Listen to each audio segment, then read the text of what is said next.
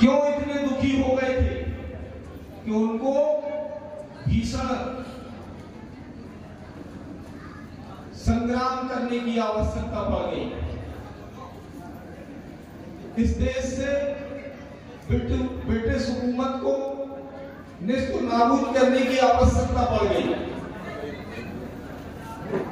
जब ऐसे दमनकारी चक्र चल रहा था कि उनके समक्ष कोई बोलने की, बात करने की हिम्मत नहीं रखता था, तो हमारे इस मध्य भारत से सर्वप्रथम क्रांति ने जन्म लिया। महारानी वीरांगना अवंतीबाई जी उसकी अग्रणी हुई और महारानी वीरांगना अवंतीबाई जी ने इतना बड़ा एक जन सैलाब तैयार किया। सभी राजा महाराजा जागीरदार जमींदारों को इकट्ठा किया और अंग्रेजों को नाक से चने चबवा दिए। लोग कहते हैं कि 1857 की क्रांति विफल हुई थी, लेकिन वो झूठ कहते हैं।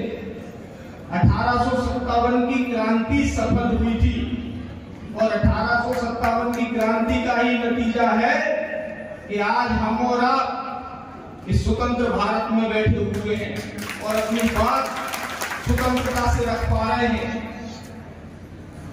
क्योंकि महारानी वीरांगना अवंतीबाई जी अगर वो चिंगारी पैदा नहीं करती तो ये आग का गोला बनता ही नहीं। महारानी वीरांगना अवंतीबाई जी ने सभी को सोए हुए राजा महाराजाओं को जगाया और सबसे महत्वपूर्ण अहम भूमिका निभाने वाले लोग वो थे इस देश के किसान, जो किसान और पहले ही अंग्रेजों का विरोध कर चुके थे और अंग्रेजों के विद्रोही हो चुके थे। राजा महाराजा तो बाद में हुए, लेकिन हमारे देश का अन्नदाता किसान जो सभी को पालता है, सभी का पालनहार है और इस देश का राजा कहलाता है, उनने 1719 में ही क्रांति छेड़ दी थी कि हम किसी भी प्रकार का टैक्स देंगे नहीं आपको। हम अपनी जमीन पर, मातृभूमि पर जो हमें पालती है उस पर किसी प्रकार का टैक्स नहीं देंगे।